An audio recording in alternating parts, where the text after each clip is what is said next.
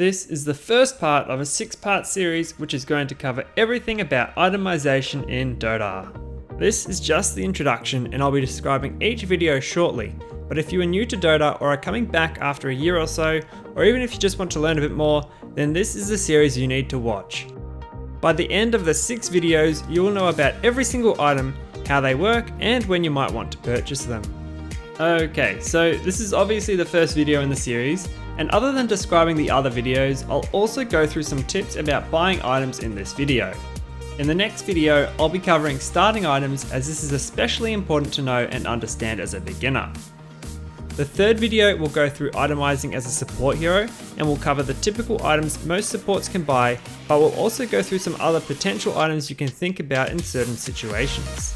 The next, fourth video, will go through itemizing as a core hero, which will include mid lane, safe lane and off lane, which are all quite different roles, but they're all in this one video. Fifth video will go through neutral items, which will be especially important if you're new or returning to the game. And finally, the last video will be going through an explanation of each item I haven't mentioned yet, plus whatever else I can think to put in there that might not already be covered in one of the earlier videos.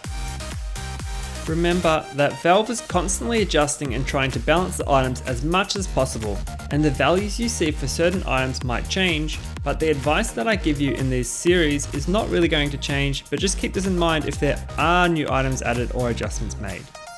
Now, one important tip that I can give you is to send items to your sticky section, which you can do by dragging the item down onto it or shift clicking the item. You can also control shift click the items, which will add them in the order that you want to your sticky selection. This allows you to use the quick buy so that you can buy the component items much faster than opening the menu, and allows you to spend your money before you lose it if you're about to die. You can set your quick buy key in the settings as you can see here. Now in the current patch 7.24b, your inventory consists of 6 slots for standard items purchased with gold, 1 slot specifically for teleport scrolls and 1 slot specifically for neutral items, as well as 3 backpack slots to hold anything extra that doesn't fit in your inventory. The items in your backpack slots can't be used unless they are moved to your main inventory, but they will have a 6-second cooldown before you can use them. Don't forget that there are a lot of player-made item guides which are generally pretty good to follow if you're really unsure of what to buy.